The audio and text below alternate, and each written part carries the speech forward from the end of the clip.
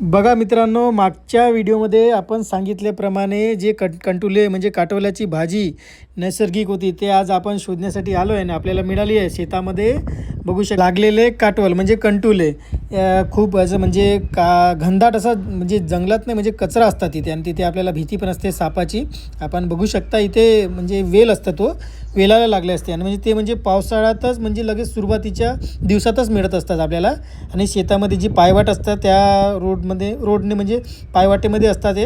आणि ते बघा आपण बघू शकता असं छान वेल आहे, वेलाला लागलेले आहे आणि जास्त दिवस नाही राहत म्हणजे महिना 15 दिवस खूप झाले.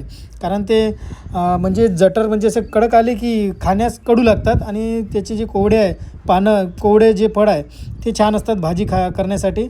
शेतामध्ये असे शेताच्या कुंपणाला लागलेले आहे आणि असा पण खूप अशी रिक्स आहे कारण तिथे हात नसते टाकायचा कारण साप वगैरे असतात.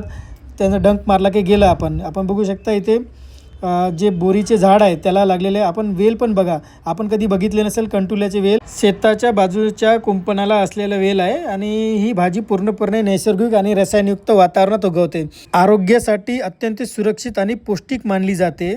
कर्करोग, त्वचेचा रोग, यकृत, उच्च रक्तदाब, हृदयाचे रोग प्रतिकारक शक्ती वाढवते, पचनक्रिया सुधारते, वजन नियंत्रण ठेवते. पावसाळ्यामध्ये सर्वात जास्त पौष्टिक अशी भाजी म्हणजे रानभाजी, त्याच्यावर कुठल्याही प्रकारचं रसायनयुक्त काहीच केलं जात नाही, जी नैसर्गिक उगवली जाते ती म्हणजे कंटुले काटवल जे तुम्ही म्हणाल काटोली ते आहेत भाजी. आणि बघा आपल्याला भरपूर असे मिळाले आज म्हणजे 2-4 दिवसाची भाजी आपण खाऊ शकतो. छान भाजी आहे आणि त्याचा आस्वाद घेऊया आपण मस्तपैकी. धन्यवाद मित्रांनो, लाईक फॉलो शेअर नक्की जरूर करा.